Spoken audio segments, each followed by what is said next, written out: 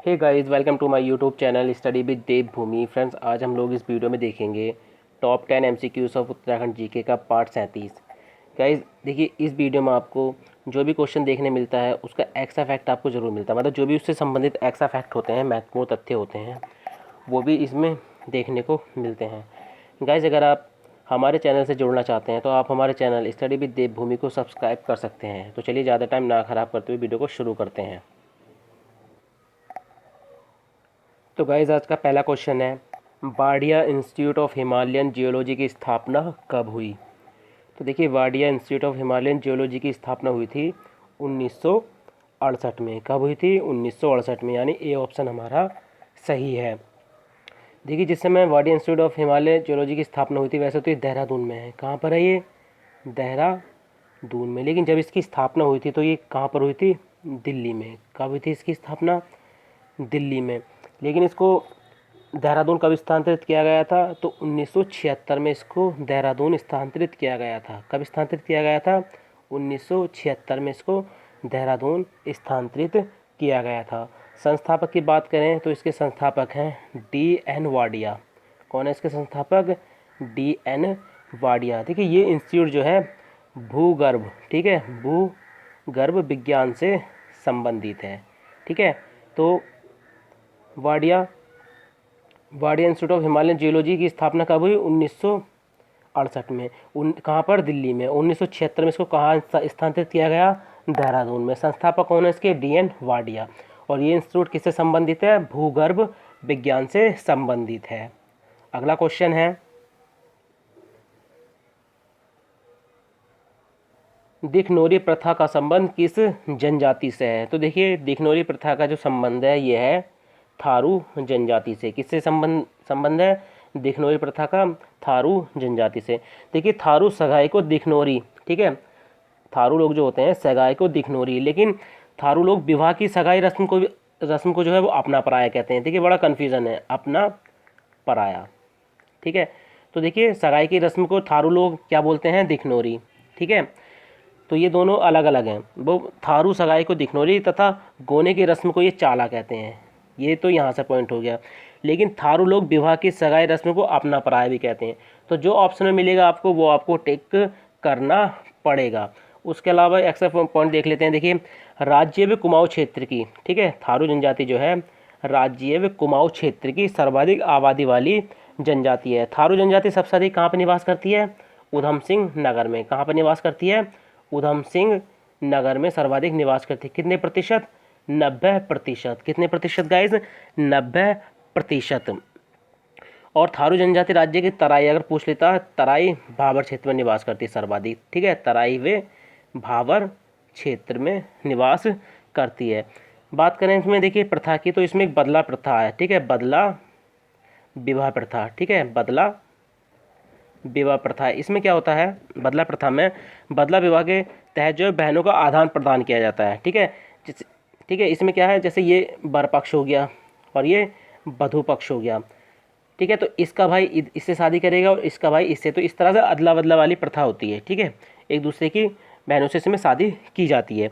उसके अलावा इसमें महत्वपूर्ण प्रथा है तीन टिकटी प्रथा। कौन सी? तीन टिकटी प्रथा, जो काफ़ी पूछी जाती है। तीन टिकटी प्रथा, ये भी किन में प्रचलित है? ये भी थारू में प्रचलित है। इसके तहत क्या होता है, एक दूसरे की बहनों की जगह, ठीक है, उनके किसी भी रिश्तेदार की लड़की से विवाह किया जाता है। ठीक है, उसके अलावा आता है महत्वपूर्ण लट्ठ भरवा बोझ, जो काफ़ी एग्जाम में पूछा भी जाता है। ठीक है, लट्ठ भरवा भोज, लट्ठ भरवा भोज प्रथा। इसमें क्या होता है, विधवा विवाह के अवसर पर जो है लड़की का पिता अपनी बिरादरी को भोज देता है। उसके अलावा मोस्ट इंपॉर्टेंट क्वेश्चन यहाँ से पूछा जाता है कि थारू जनजाति का समाज जो है वो कैसा है? तो ये समाज जो है मातृ सत्तात्मक है। कैसा है ये समाज? मातृ सत्तात्मक है। थारुओं की फसल की रक्षा की देवी, क्वेश्चन पूछ लेता है कि थारुओं की फसल रक्षा की देवी कौन है? तो आपको याद रखना है जगमथिया देवी। कौन है? जगमथिया देवी। और शिकार की देवी अगर पूछ लेता कि शिकार की देवी के रूप में किसको पूछते हैं, तो बाघेश्वरी देवी हैं। कौन है? बाघेश्वरी देवी शिकार की देवी के रूप में इनको पूजा जाता है। और थारू के जो घर होते हैं, ठीक है, आंगन होते हैं, थारू के घर के आगे जो चबूतरा बना हुआ होता है वो किन का होता है, भूमिया देवता का। ठीक है, याद रखना, भूमिया देवता, या इनको बड़ा बाबा भी कहते हैं। ठीक है, इनको बड़ा बाबा भी कहते हैं।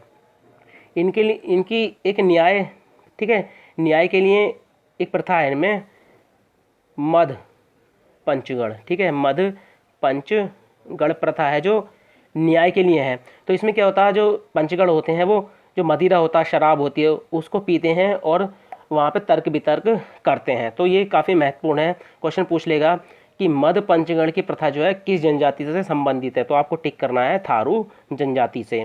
अगला क्वेश्चन है, राज्य में पांडु खोली गुफा कहाँ स्थित है। काफ़ी महत्वपूर्ण क्वेश्चन है गाइज ये। तो राज्य में पांडु खोली गुफा जो है ये स्थित है अल्मोड़ा में, यानी सी ऑप्शन हमारा सही है। अगर मुख्य स्थान की बात करता है तो अल्मोड़ा में भी कहाँ पर, द्वाराहाट में। ठीक है, कहाँ पर, द्वाराहाट में जो है ये स्थित है। देखिए द्वाराहाट के पुराने नाम की बात करें, ठीक है, द्वाराहाट की बात करें तो इसका जो पुराना नाम है क्या है, लखनपुर है। क्या है इसका पुराना नाम, लखनपुर है। द्वाराहाट को मंदिरों की नगरी भी कहा जाता है, ये भी आप याद रखेंगे। ठीक है, द्वाराहाट को हिमालय की द्वारिका भी कहते हैं। ठीक है, द्वाराहाट को हिमालय की द्वारिका भी कहते हैं। कुमाऊं का खजुराहो, ठीक है, याद रखेंगे, काफ़ी महत्वपूर्ण है।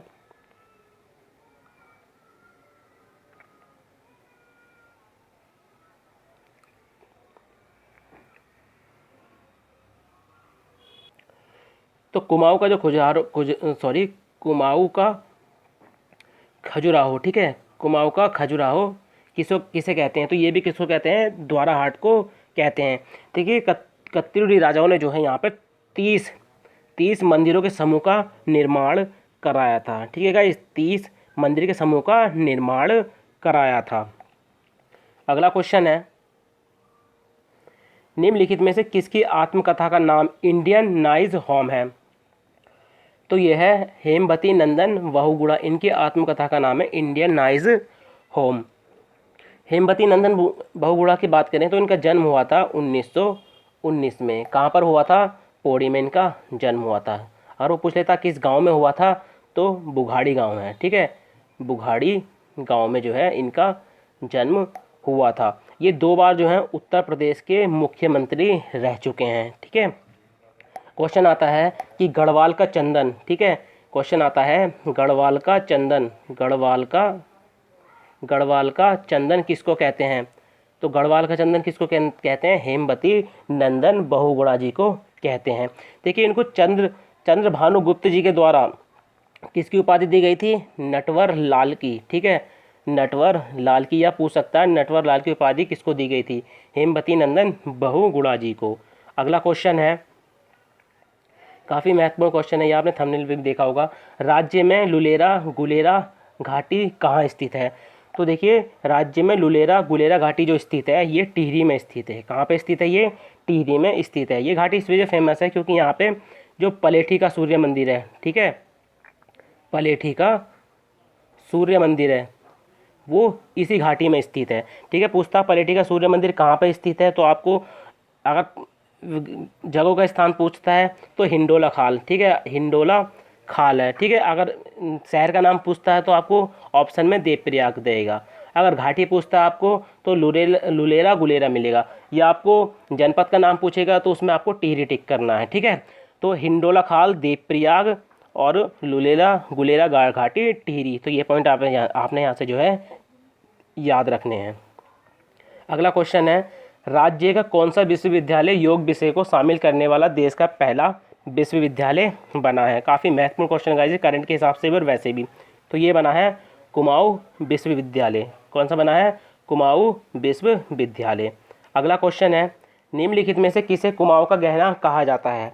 तो देखिए कुमाऊं का गहना जो कहा जाता है ये कहा जाता है कोषानी को। किसको कहा जाता है, कोषानी को। कोषानी कहाँ पर स्थित है, तो कोषानी स्थित है बागेश्वर में। कहाँ पर स्थित है, बागेश्वर में। देखिए जो कौशिक मुनि थे, ठीक है, जो कौशिक मुनि थे, कौशिक मुनि की तपस्थली होने के कारण ही कोषानी नाम पड़ा था। और कोषानी के संस्थापक किसको माना जाता है, ये पॉइंट आपने याद रखना, रैमजे को माना जाता है। कोसानी का संस्थापक किसको माना जाता है? रैमजे को माना जाता है। सबसे मोस्ट इंपॉर्टेंट क्वेश्चन बनता है कि कोसानी किस पहाड़ी पर बसा हुआ है, तो ये आपने याद रखना है, पिंगनाथ। ठीक है, पिंगनाथ पहाड़ी है, तो पिंगनाथ पहाड़ी पर जो है कोसानी बसा हुआ है। ठीक है, महात्मा गांधी ने 1929 में, ये काफ़ी पूछा गया है, महात्मा गांधी ने 1929 में कोसानी में जो है 12 दिन प्रवास किया था। ठीक है, 12 दिन प्रवास किया था। और जो उनकी पुस्तक है महात्मा गांधी की यंग इंडिया पुस्तक, उसके एक लेख में जो है कोसानी को भारत का स्विट्जरलैंड कहा गया है। अगला क्वेश्चन है, राज्य में डोली, देखिए डोली है, ठीक है, थोड़ा गड़बड़ हो गया, डोली सेवा का प्रारंभ कब हुआ था? तो देखिए राज्य में डोली सेवा का जो प्रारंभ हुआ था, ये हुआ था 17 अप्रैल 2012 को। 17 अप्रैल 2012 को 108 जो एम्बुलेंस की सेवा है, ठीक है, उसकी ये सहायक सेवा है डोली सेवा। तो ठीक है, 108 की, अब 108 की जो शुरुआत हुई थी वो कब हुई थी? 15 मई 2008 को। तो दोनों पॉइंट आपने याद रखने हैं। 108 की शुरुआत जो हुई थी 15 मई 2008 को हुई थी, और डोली सेवा की शुरुआत जो हुई थी वो कब हुई थी? 17 अप्रैल 2012 को। अगला क्वेश्चन है, किसे अंग्रेज संत कहा जाता है? काफ़ी महत्वपूर्ण क्वेश्चन है गाइस ये। तो किसे अंग्रेज संत कहा जाता है? तो ये कहा जाता है माधव आशीष जी को, यानी डी ऑप्शन हमारा सही है। अगला क्वेश्चन है, राज्य उपभोक्ता आयोग के प्रथम अध्यक्ष कौन थे? तो ये थे केडी शाही। कौन थे? केडी शाही। गाइस देखिए कल की वीडियो में एक क्वेश्चन था 8वें नंबर का कि ब्रिटिश कुमाऊं में पहला मुंसिफ कब नियुक्त हुआ था। देखिए आपको कहीं कहीं 1829 मिलेगा और कहीं 1929 मिलेगा। अगर किताबों की बात करें तो 1829 ही ठीक होगा। पता है क्यों? क्योंकि इस पद को 1838 में समाप्त कर दिया गया था। ठीक है, लेकिन जैसा आपको ऑप्शन में मिला आपको वैसा टिक करना पड़ेगा। अगर आपको 1929 मिलता है ऑप्शन में तो आपको 1929 ही टिक करना पड़ेगा, और 1829 मिलता है तो आपको 1829 टिक करना पड़ेगा। ये आपको ऑप्शन के हिसाब से करना है, ठीक है, क्योंकि कुछ क्वेश्चन ऐसे होते हैं जो कन्फ्यूजन क्रिएट करते हैं। अगर इसको बुक के हिसाब से देखें ना तो 1829 ठीक होगा, क्योंकि इस पद को जो है 1838 में समाप्त कर दिया गया था। गाइस अगर आपको वीडियो अच्छी लगी हो तो वीडियो को लाइक करें, कमेंट करें और वीडियो को ज़्यादा से ज़्यादा शेयर करें। चलिए मिलते हैं अपनी नेक्स्ट वीडियो में।